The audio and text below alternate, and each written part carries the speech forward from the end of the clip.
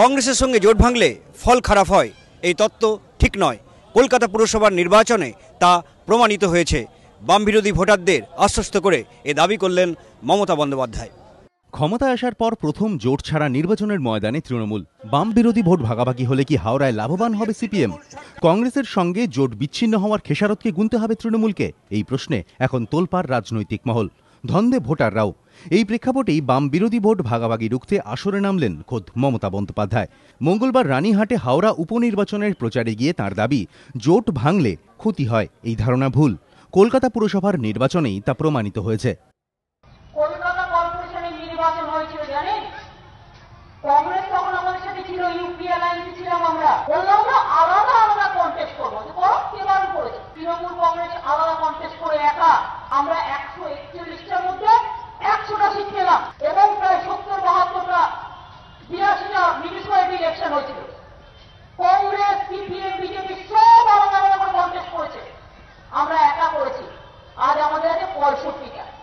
মাথায় রাখবেন, এই থিওরিটা ভুল যে কংগ্রেসের সাথে অ্যালায়েন্স নেই বলে ফল খারাপ হবে, তা নয়। একদিকে ভোট ভাগাভাগি রোকার চেষ্টা, অন্যদিকে বিরোধী ভোটে ভাঙন ধরানোর কৌশলও নিলেন মমতা বন্দ্যোপাধ্যায়।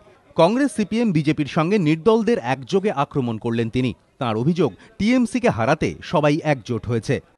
সিপিএম, কংগ্রেস, বিজেপি তিনজনে মিলে বেড়েছে মহাজোট।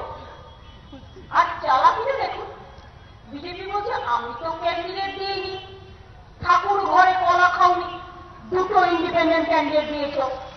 লোকসভা নির্বাচন ক্রমেই এগিয়ে আসায় এদিন ইউপিএ ত্যাগের পেছনে কারণ ব্যাখ্যারও চেষ্টা করেন মমতা বন্দ্যোপাধ্যায়। ওদের সাথে আমরা নেই, এখন কেন নেই সেটাও আপনারা জানেন। প্রতিদিন ডিজেলের দাম বাড়িয়েছে, প্রতিদিন পেট্রোলের দাম বাড়িয়েছে, রান্নার গ্যাস হঠাৎ করে বলল 900 টাকায় কিনতে হবে। এদিন ফের ফেসবুকে কেন্দ্রের বিরুদ্ধে তোপও দাগেন মমতা। তিনি লিখেছেন, কোল ইন্ডিয়া ফের নিম্নমানের কয়লার দাম 10% বাড়ানোর সিদ্ধান্ত নিয়েছে। ইউপিএ 2 সরকারের এই জনবিরোধী সিদ্ধান্ত সাধারণ মানুষের বোঝা বাড়াবে। এর ফলে বিদ্যুৎ, ইস্পাত, সিমেন্টের দাম বাড়বে। ইউপিএ 2 এর এই অধ্যত্বের আমি নিন্দা করছি। আমি অবাক, এই সরকার কার স্বার্থে কাজ করছে? আশাবুল হোসেন, এবিপি আনন্দ।